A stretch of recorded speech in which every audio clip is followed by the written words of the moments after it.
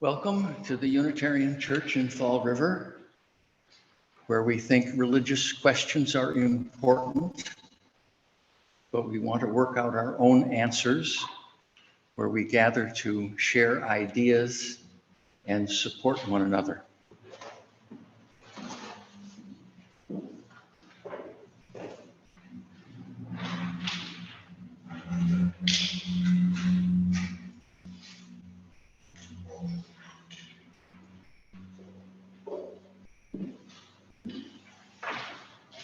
We gather this hour as people of faith, having sorrows and joys and needs and gifts. We light this beacon of hope as a sign of our quest for truth and meaning, and in celebration of the life we share together. Could we join please in our opening hymn number 65, The Sweet June Days.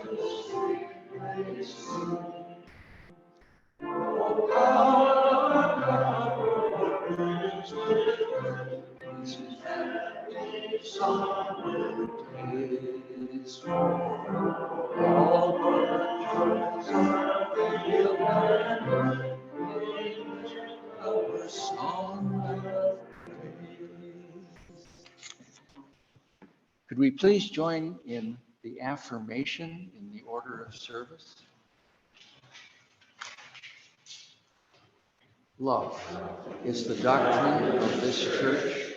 The quest of truth is its sacrament, and service is its prayer. To dwell together in peace, to seek knowledge in freedom, to serve human need, to the end that all souls shall grow into harmony with the divine, thus to be covenant with each other and with God.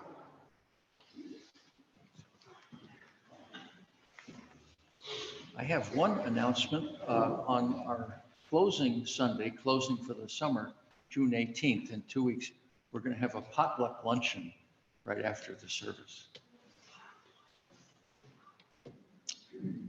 Are there other announcements? Our Course of Miracles program every Friday night at 10 a.m. Is on Zoom, and the participants are our preacher this morning, Reverend Trudeau, with no introduction to us, and for those on Zoom, he is a Unitarian minister, former professor of mathematics and the history of astronomy there at Stonewall College in Easton, Mass. Al Rubio, Deputy Director of the Star Wars program at the Pentagon in the Reagan administration. Dave Ott, PsychRN, who is here today. Should we give me your name that you go by, your mode of whom? I'll talk about that during the announcement. Okay. All right. And Andrea Loretz Fry, who is a Reiki master, vocal coach, and commentator on Course of Miracles, and of course our coordinators.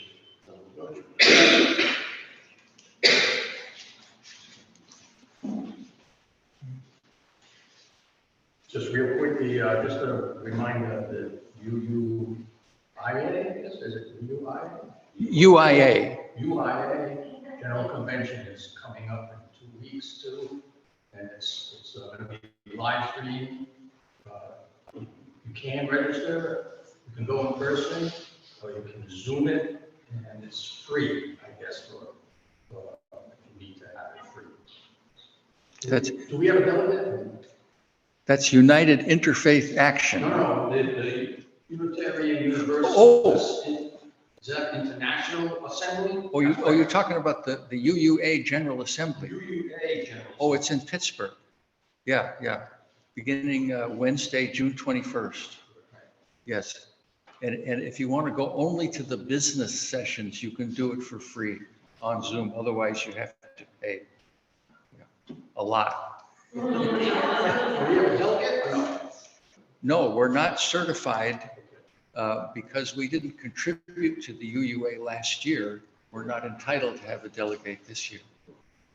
And normally, I, as a minister, would have a vote, but I'm the minister emeritus of the church in Weymouth, and last year, they didn't contribute to the UUA either. So I don't even have that vote. So we have no votes. No votes. Today, Florida celebrates its Gay Pride Day down at the Gates, which is down near the waterfront in the Maritime Museum. It goes from 12 to 4, so somewhat abbreviated. I think last year was longer, 12 to 4. A little bit chilly, so quite a few of you have volunteers come down and sit at the table and distribute some information on our church. So if you can come and join us, that'd be great. It'll be fun, and there'll be food trucks and entertainment, and should be a nice afternoon. And then secondly, every second Thursday of the month, our Revolution Greater Fall River meets here at the church at 6 p.m. It's usually a 1-hour meeting. So the second Thursday of the month is Thursday of this week. So any who might want to be involved in taking a look at the issues of the day and trying to consider possible solutions to problems, are invited to come.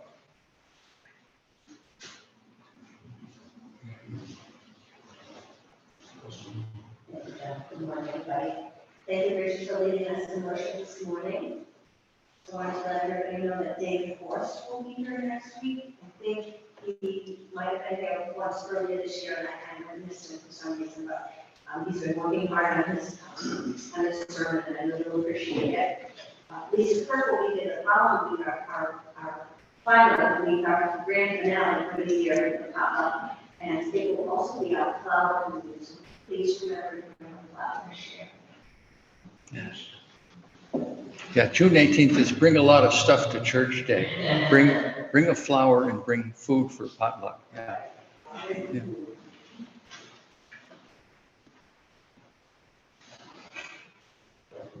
got a couple of things. I've spoken about my literacy student in the past, and I just found out this week she is traveling back to Egypt for a month or more this summer. But that has brought up the need for rehoming 2 parakeets. So if anybody needs 2 parakeets that come in a big cage, who may or may not speak Arabic, talk to me later. And then the other thing is, just if you're wondering what is my plan, they're all tunes from the Revolutionary War. The chase.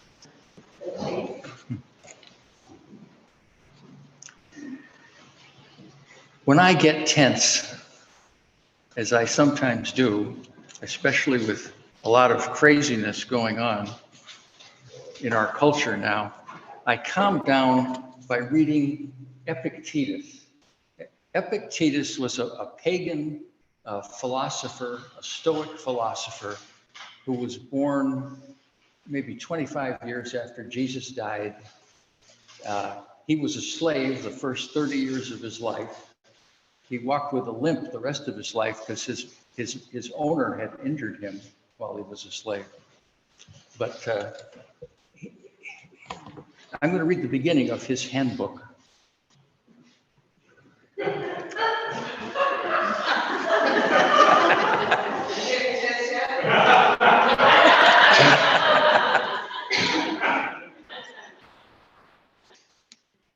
Some things are up to us, and some are not up to us. Our opinions are up to us, and our impulses, our desires, our aversions. But our bodies are not up to us, nor are our possessions, or our reputations, or our public offices. The things that are up to us are by nature free and unhindered and unimpeded. The things that are not up to us are enslaved, hindered, not our own. So remember, if you think that the things not in your control are in your control, or you think that things that are in your control are not in your control, you will be thwarted, miserable, and upset, and so on. He's saying, make a distinction between the things that you can control and the things that you can't. It's kind of like the serenity prayer, but without the reference to God, without being a prayer. I find this really calming to remind myself to not get upset about things I can't control.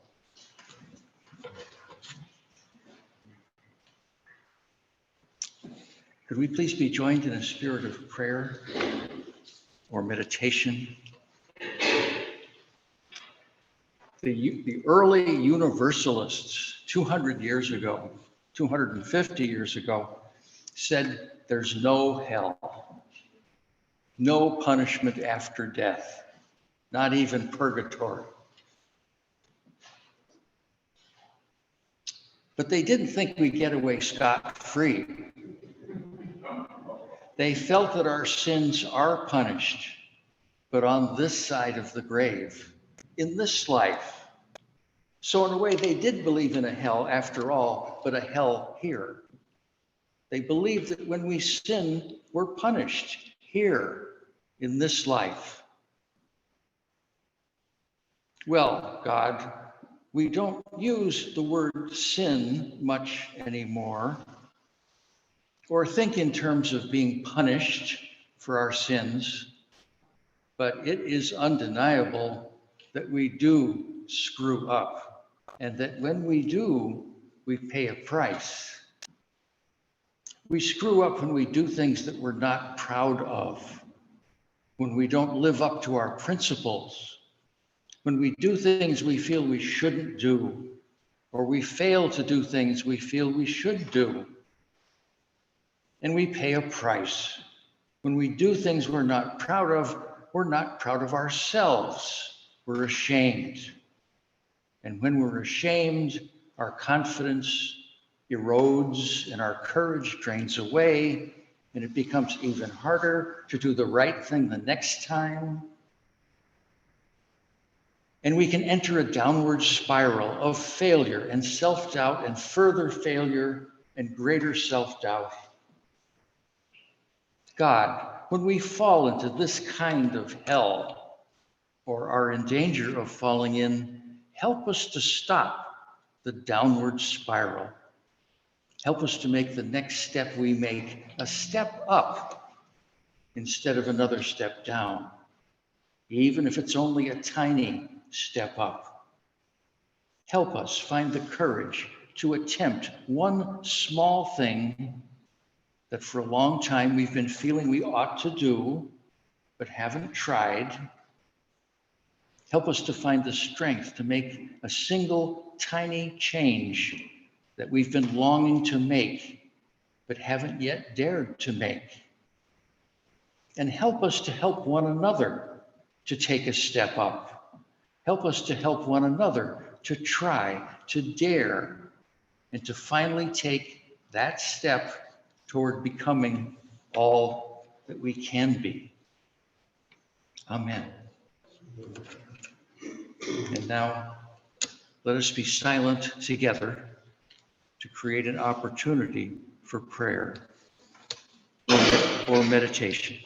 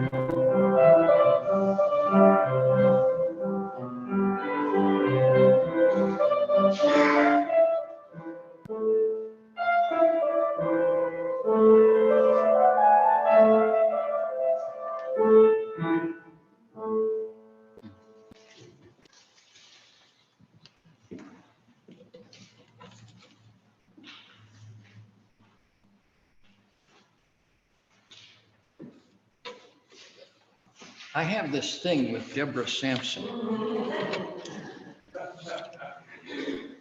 Deborah Sampson was a woman who masqueraded as a man and became a Revolutionary War soldier. So it's not a physical thing that I have with her. She died in 1827.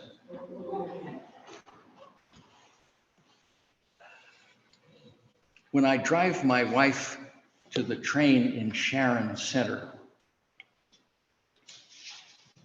I pass a house that says Deborah Sampson Gannett, 1812. This is in Sharon. It's a big clapboard farmhouse. Not a mansion, but a house that a moderately successful farmer would own. And she lived there with her husband from the time it was built. It was built with money her husband had scraped up, with money she had earned in extraordinary ways that I'll tell you about, and with help from her oldest son, Earl. She finally had what she considered to be a decent house. She had been living in rented shacks and sometimes sleeping on the ground most of her life. She was in her 50s when she finally had this house, and she got to enjoy it for 15 years before she died in 1827. And driving by the house, there's a window right over the front door. And I know that toward the end of her life, she would sit in that window watching the world go by. And driving by the house, I look up at that window and I think about her. She was not a women's rights activist. There were women who lived at the same time. She was born in 1760, died in 1827. There were women who lived at the same time who were women's rights activists, like Mary Wollstonecraft, who wrote Frankenstein, I think. And Abigail Adams, the wife of President John Adams, and Judith Sargent Murray, the wife of the early Universalist minister John Murray. There were women's rights activists at that time, and we can use her as an example, of course, of what women are capable of, but she was not a women's rights activist herself. She was not a transgender pioneer. She was not uncomfortable with her female body. She wasn't a cross-dresser. She broke conventions, not for principles, I don't think, but just to try to take some control over her life. She was someone who had felt for most of her life that she had no control over it, and she worked to take control. Before going on any further, I should probably address how she managed to disguise herself as a soldier and serve for 1.5 years in the Revolutionary Army. When she enlisted in the spring of 1782, the Army was desperate for recruits. They were taking a lot of very young men who didn't shave yet. And of course, there was no physical. There never had been a physical. She was tall. She was 5'7", when the average woman was just 5 feet tall, and the average man 5'5". She had small breasts, which she wrapped close to her with a cloth. She had wide shoulders, narrow hips. The uniforms then were thick and baggy, and the soldiers never took them off. They slept in them. They hardly ever bathed. And she volunteered for dangerous jobs where she was alone a lot, like scouting, patrolling, escorting people. She was wounded twice. The first time she dug the musket ball out of her leg with a knife herself and wrapped it up and just toughed it out. And then she was shot a second time, and this time, and I think in the other leg, and I think this time she didn't try to dig it out because that had caused the wound to be so much worse. She just left it inside and wrapped it up and toughed it out. And so she limped for the rest of her life. In fact, she eventually applied for a pension as a, what's the word I want? A handicapped veteran, as a handicapped veteran. Did she get it? Yeah, with the help of Paul Revere, whom when she was, well, Paul Revere, toward the end of his life, lived in Canton, which is the next town from Sharon. And at Cobb Corner, that's what it's called today, there's a tavern, Cobb's Tavern, which is why that area was called Cobb's Corner. It's where Sharon and Canton come together. And she walked from her home to that tavern, and Paul Revere walked from his home to that tavern, and she met with him and got to know him, and he wrote letters endorsing and helped her to get the pension. Yeah, yeah. And it's that pension that helped pay for the house. Yeah, yeah. She was born in Plimpton, which is 2 towns from Plymouth. There's Plymouth and then Kingston and then Plimpton. Plimpton is not on the ocean. She was born at the end of 1760, so I think of her as born in 1761. If you want to figure out her age at various events in her life, it's better to think of 1761. Her father was a Mayflower descendant, the descendant of a Mayflower passenger, so a member of the New England aristocracy by some measure. And so was her mother. Her mother was a Mayflower descendant. Her mother was the great-granddaughter of William Bradford, who had been the governor of Plymouth Colony. But by the time Deborah was born, the family had fallen to the bottom of society. Deborah's father was an agricultural laborer. So he worked as a farmer, but he didn't own a farm. He wasn't even a tenant farmer. He wasn't even renting land. He was just moving from farm to farm. He was an agricultural laborer. He was away a lot. When Deborah was 5, he abandoned the family of 5.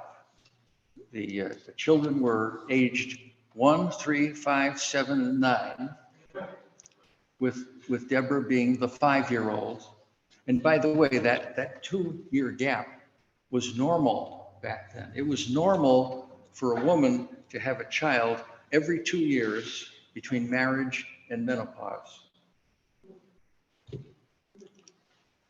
1, 3, 5, 7, 9.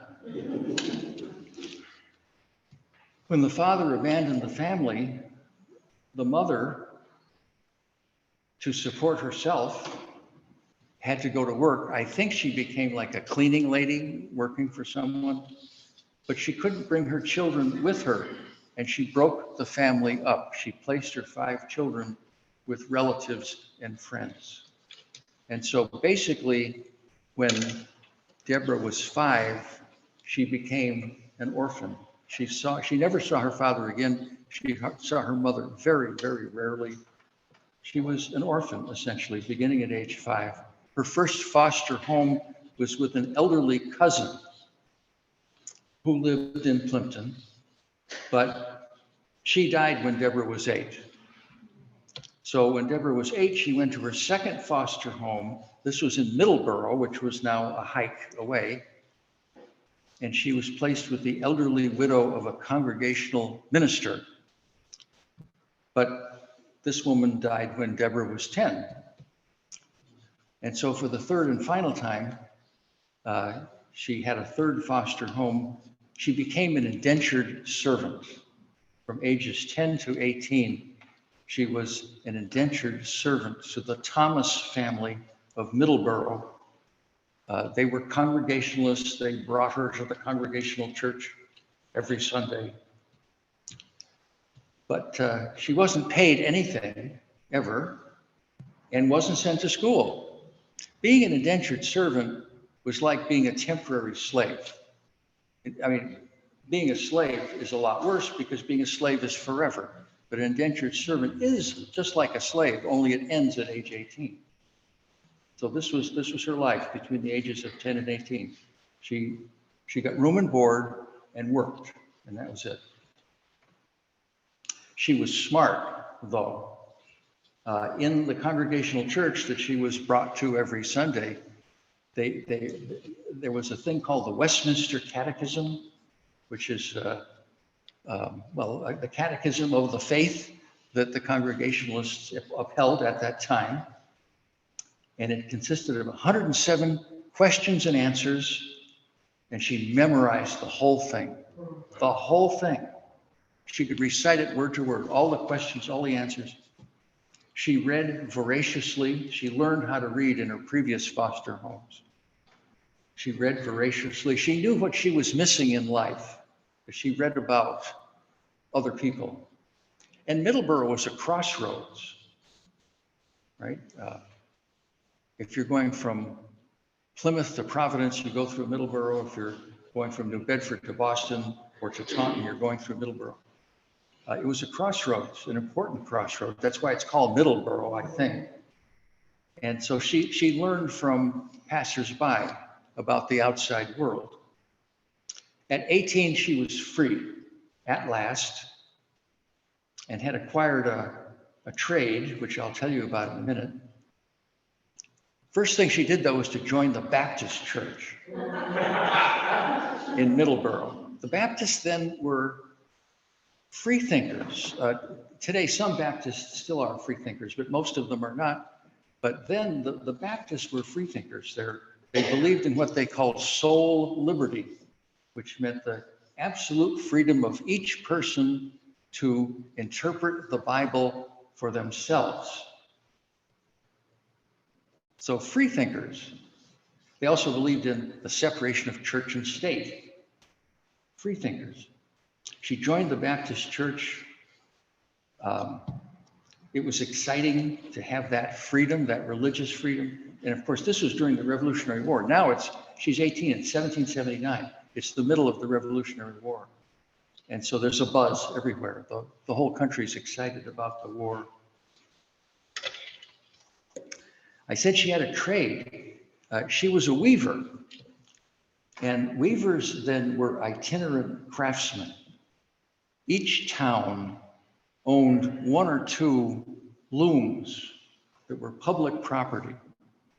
One at the tavern, one at the town hall maybe. And a weaver, almost always a man, or always a man just about, would go to one of the looms and pay a fee to rent it for a while. And then women would bring thread and yarn that they had woven at home to the weaver, who would weave it into cloth. And weavers had a lot of work at this time because there was a boycott of British goods. So cloth wasn't being imported. So what cloth there was made on the home front. Weavers were usually men because weavers who weren't particularly well off traveled by foot, as most people of modest means did. They traveled by foot. So when the work was done at a particular loom, they might walk way across town to another loom, but more likely they'd walk to another town. And walking alone long distances was a very dangerous thing for a woman to do. It would be dangerous today.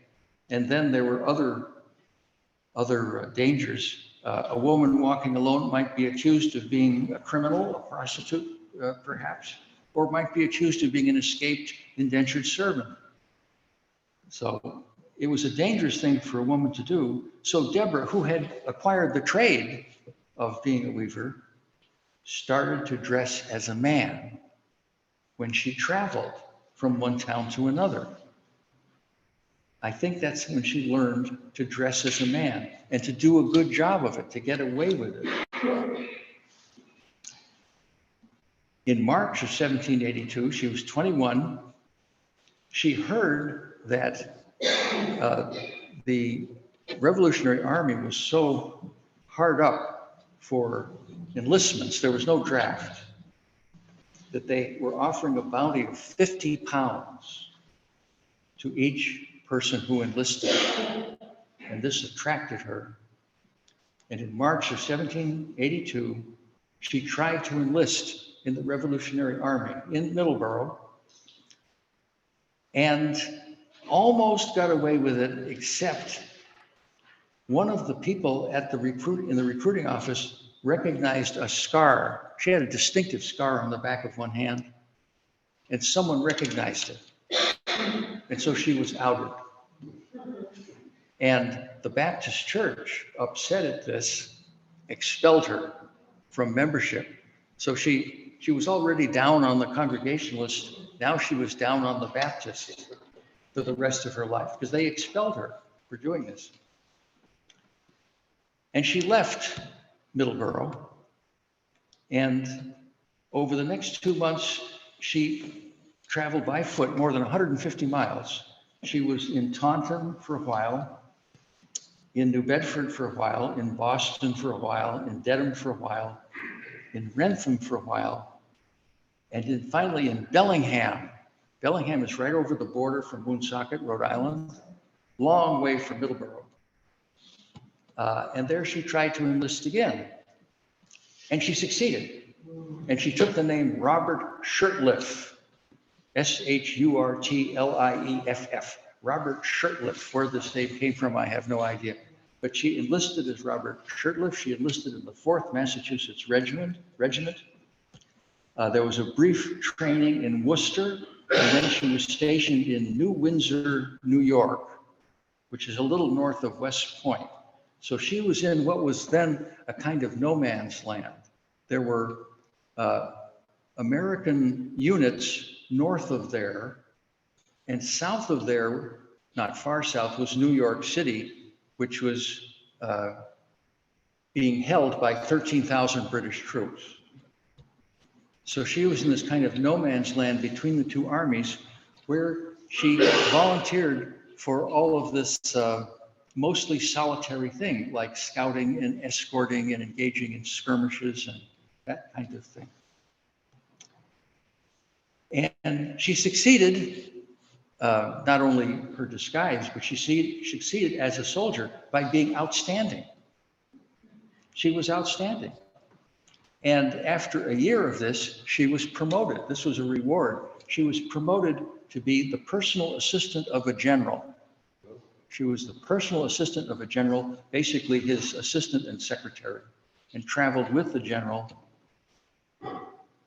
It was then she was finally discovered. I left out the part about her being wounded twice because I told you that. But during that year, she was wounded twice, but just toughed it out and maintained the secret. But she was discovered while traveling with the general in Philadelphia, and she fell very ill. And the general insisted that a doctor be brought to examine her. And of course, the doctor soon discovered that this was Robert Shurtleff was a woman, but he kept her secret. He kept her secret, and at the end of the war, she got an honorable discharge, and then revealed her secret to her superior officers, who accepted her and later wrote letters of commendation when she was trying to get back pay. So she's out of the army in October of 1783 after serving a year and a half.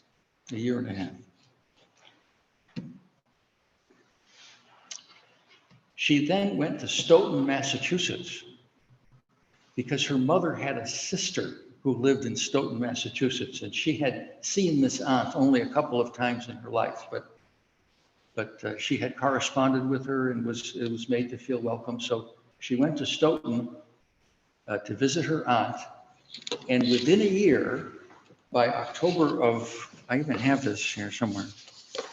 Where am I? In October of 1784, so this is just a year later, she became engaged to the eldest son of one of the most prominent families in the town of Sharon, which is right next to Stoughton. And his name was Benjamin Gannett Jr. And I know nothing really about their relationship. Did she love him? Was there a strong attraction? Was she influenced by the fact that he was the son of the most prominent family in Sharon? I can't help but think that he turned out to be a disappointment financially, though. He had a bad head for business, and they spent their lives, most of their married life, running a kind of broken down dairy farm. He had a bad head for business. There was gossip in the town of Sharon that she was denying her husband his marital rights because she stopped having children after 3. She had their first child 7 months after they were married, though 11 months after they were engaged. No, 13 months after they were engaged. And then 2 years later had a second. And then 2 years later had a third, and then that was it. That was it. Except they did adopt one. A distant relative had a child that was orphaned, and they adopted. But she had 3 of her own. I personally think she was smart. I think she worked out something that was satisfactory to her and to her husband that did not involve the danger of pregnancy. But there was kind of a scandal. She started petitioning for her back pay. That when she enlisted in Bellingham, by the way, the bounty had been raised to 60 pounds for new recruits. 60 pounds.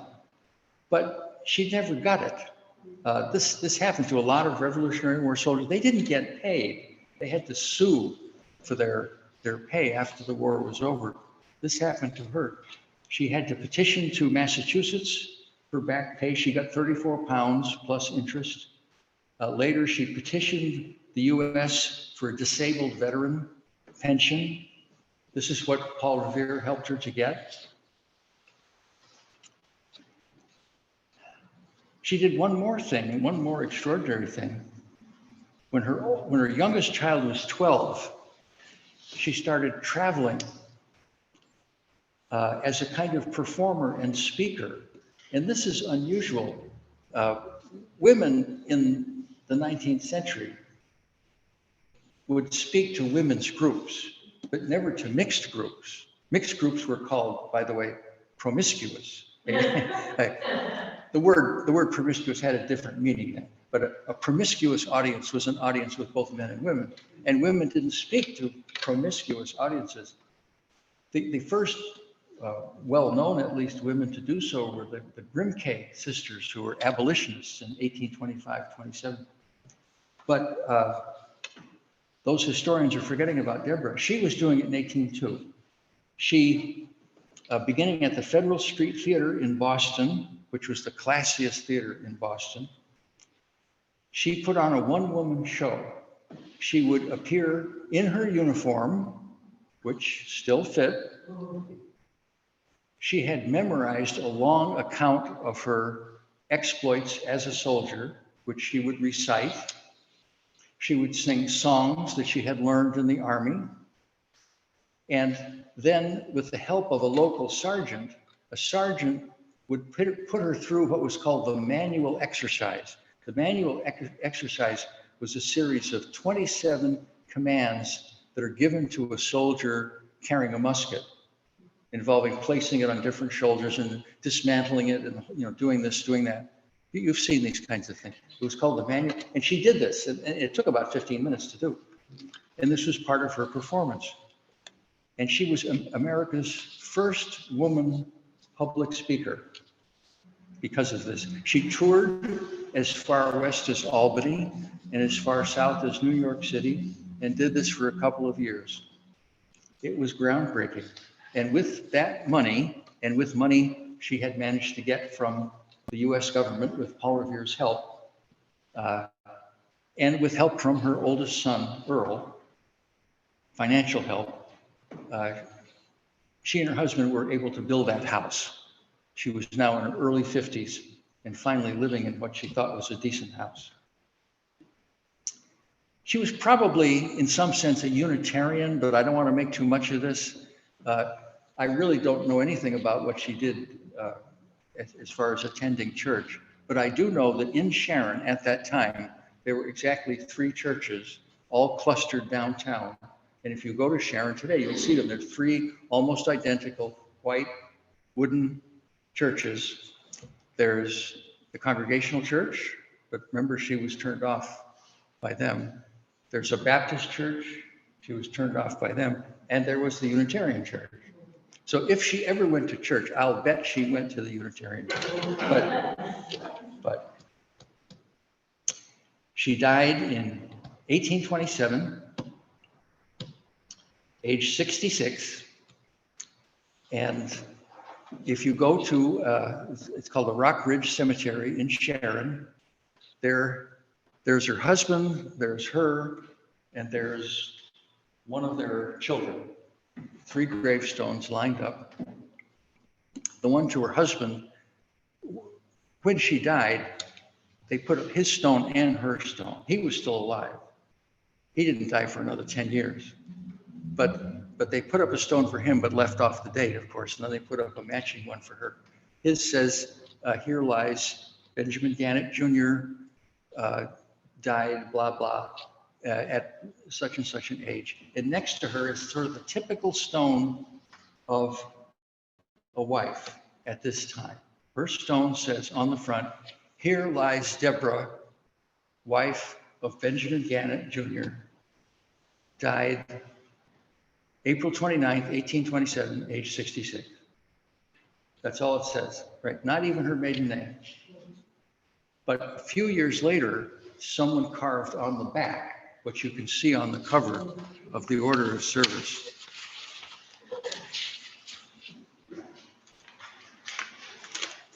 This is a photo of the back of her gravestone. Someone carved a few years later, Deborah Sampson Gannett, the female, then it says Robert Shirtliff. That was her alias, Robert Shirtliff, the female soldier, the female soldier. And it says service 1781, 1783. That's not right. It's true she had served for roughly 2 years, but it was the spring of 1782 to the fall of 1783. So that thing carved on the back isn't right.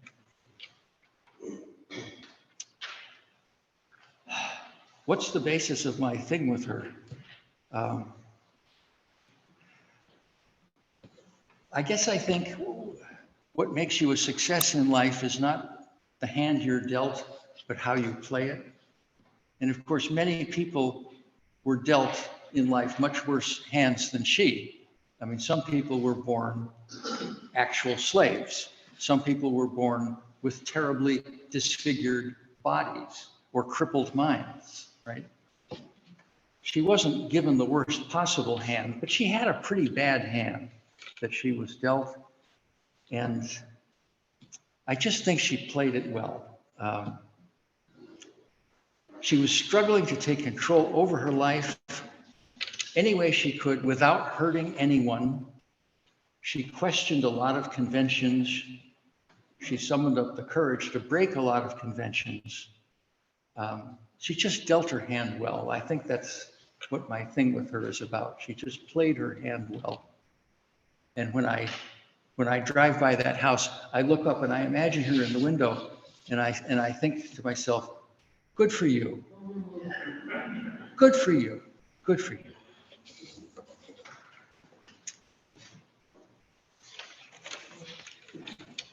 And now for the support of this church and its work, the morning offering will be gratefully received and I hope freely given. And I forgot to bring my check today, so I'm not gonna go down, but I'll bring it next week with more.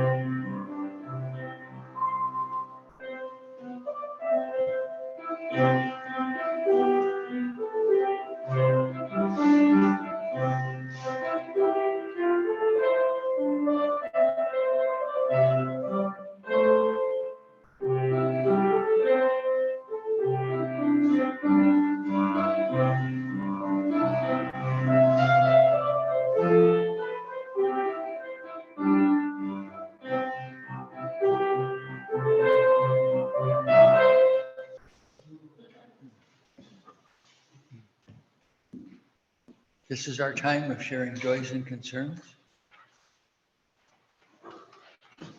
As you were talking about it, well, and bring it back. Is it okay? My mother taught school in Windsor, New York.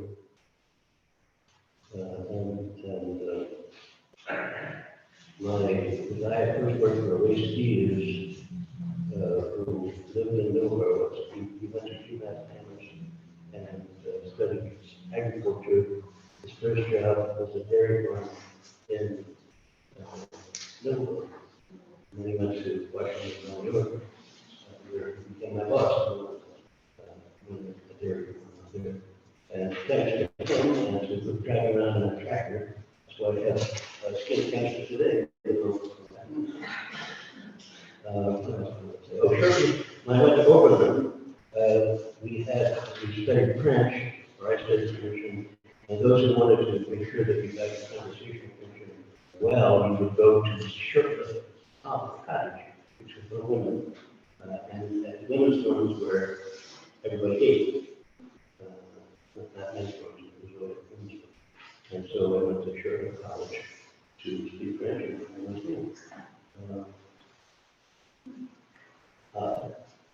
And when I got to Leicester, Mass, as the associate minister of the first Chestnut Street Congregational Church in the 60s, I lived in Leicester, and my first appointment was the nephew of Ray Stevens. The nephew of who? Ray Stevens, the guy who worked in Middleborough and then so it seems like there's a lot of connections that you triggered.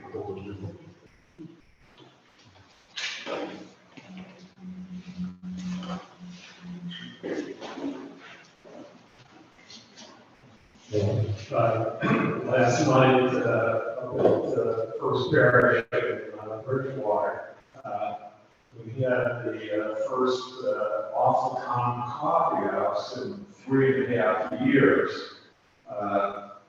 It really seemed for a long time that this was just all going to die. We didn't have enough volunteers.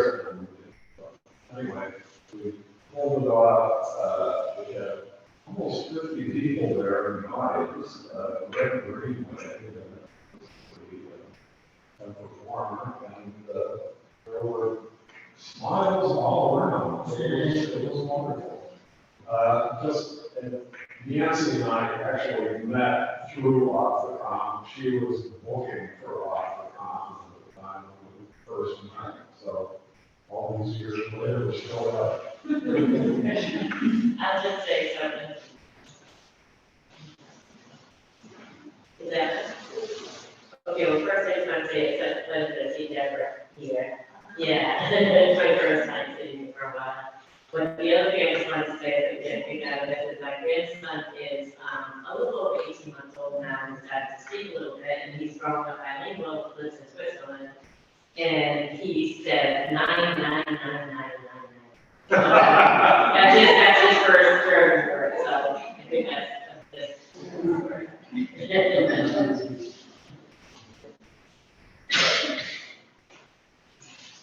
I have a nice joy and concern. This week was Memorial Day weekend, and last Monday, I had taken a journey and a walk from my house all the way down through all the heritage areas, about 5 miles round trip as I had walked.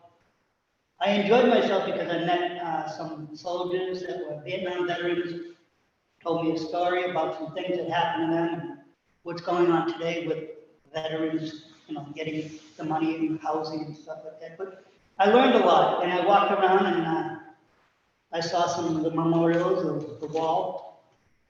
For some reason, it got so emotional because when I was walking, I saw a plaque that said about the USS Massachusetts, which I found out my grandfather had worked at the Fort Quincy shipyard down in Quincy, Mass. And he was out there, and I can remember little stories about what he used to say about, all day out there, and all that stuff. And as a kid, you never thought about it. When I read that plaque, I was like, wow, he was a part of it, and it made me feel proud to be here today and have freedom and understand what they had done for us. As I walk around, I met many people on our cross. I met this one woman who was a war veteran, and she told me some stories, and I don't want to get into it, but it put tears in my eyes. so bad, I mean, emotionally and stuff, what she had said, and I had mentioned about my grandfather. And she said, yeah, most of the guys that work on the ships all lived over there at Columbia Point, as they called it. Now they call it Harbor Point or whatever. But back then, it used to be the old subsidized housing and low income. And it was a quick ride over to Quincy. So all the people that were working on the ships in the Quincy Island will back and forth, back and forth. And I was like, wow. And she said, maybe I crossed his path at one of the dining halls. I was one of the servants and feeding the soldiers. And I was like, wow, again. And it was just a blessing to hear something like that. But I learned so much from being down there at that memorial and heritage. And it was just a blessing to know that my grandfather did what he did. And of course, my daughter had 8 years in the Army as a private. And I'm blessed to know that, and I'm blessed to say it proud. Thank you. I wanted to mention that her grave is surrounded by several flags. One of them has the Daughters of the American Revolution seal on it, and there's another one, the Sons of the American Revolution. Could we join, please, in our closing hymn? Number 151, I Wish I Knew How.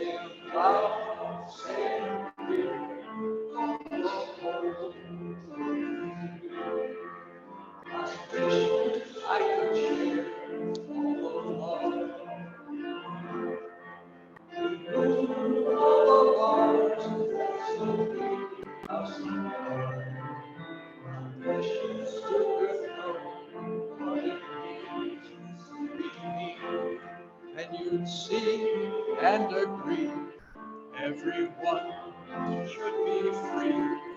And you'd see and agree, everyone should be free. I wish I could give all I'm longing to give. I wish I could live like I'm longing to live. I wish I could do all the things I can do. Though I'm way overdue, I'd be starting anew. Though I'm way overdue, I'd be starting anew. I wish I could be like a bird in the sky.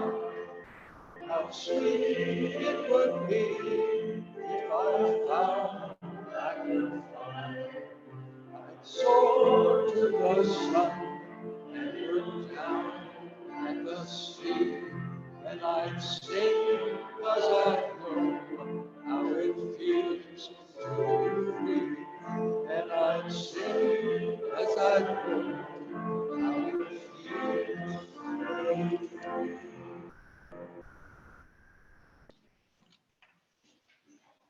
May ours be a religion that, like sunshine, goes everywhere. Its temple, all space. Its shrine, the good heart. What comes next? Its shrine. Its temple, all space. Its shrine, the good heart. Its creed, all truth. Its ritual, works of love. Amen.